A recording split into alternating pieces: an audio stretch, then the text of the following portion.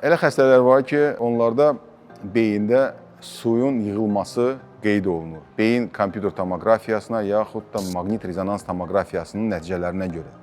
Beyin suyun yığılması tibbi dilində gidrosefaliya deməkdir. Bu artıq su yığılanda ya da ki beyin mayeəsi yığılanda xəstədə müxtəlif bir şikayətlər üzə çıxır. Hansı?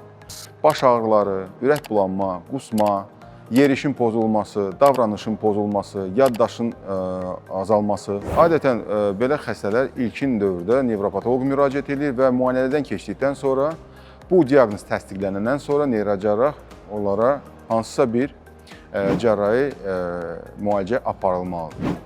Əsas məqsəd nədən ibarətdir? Artıq mayenin beyindən xaric edilməsi və bu müalicə ya endoskopik əməliyyatlardan ibarətdir, yaxud da ventrikuloperitoneal şuntlama. Bu əməliyyatlardan sonra xəstədə həm baş ağrısı, həm davranışın yaxşılaşması, yerişin düzəlməsi, sidik ifrazın bərpa olunması əlamətləri qeyd olunur. Və əməliyyatın uğurlu keçdiyini beyin kompüter tomoqrafiyası, maqnit rezonans tomoqrafiyası vasitəsilə təsdiq olunmalıdır.